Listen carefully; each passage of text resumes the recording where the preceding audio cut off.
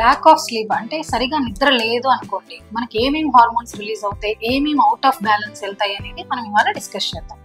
Okay, so first of all నిద్ర సరిగా లేకపోతే స్ట్రెస్ హార్మోన్స్ ఎస్పెషల్లీ కార్టిసాల్ మనకి ఎక్కువ రిలీజ్ అవుతుంది. సో ఈ హార్మోన్ ఎక్కువ రిలీజ్ అవ్వడంతో మిగతా హార్మోన్స్ని కూడా బ్యాలెన్స్ లేకుండా చేస్తుంది అనమాట.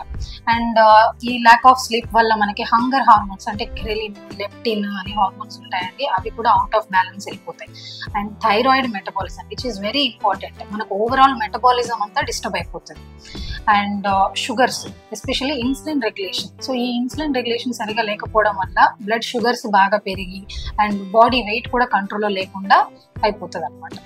సో ఈ ఓవరాల్గా మన మెటబాలిజం కానీ మన హార్మోన్స్ కానీ ఇవన్నీ కూడా మనకు బ్యాలెన్స్డ్గా ఉండాలి అని అంటే at least 7 to 8 hours of good quality sleep మనకు ఉండాలి. ఓకే, సో ఒక simplest way, this is a simplest వే ఎట్లా అని అంటే మన రిప్రొడక్టివ్ హెల్త్ మెయింటైన్ చేయడానికి అండ్ మెన్స్ట్రుయేషన్ రెగ్యులర్గా ఉండటానికి, అలాగే మన ఓవరాల్ బాడీ మెటబాలిజం కూడా బాగా పెట్టుకోవడానికి. సో ఒక 7 to 8 hours ఆఫ్ గుడ్ స్లీప్ని మెయింటైన్ చేయండి.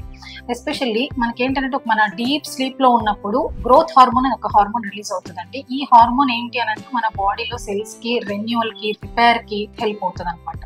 సో ఓవరాల్గా గుడ్ స్లీప్ మెయింటైన్ చేయండి.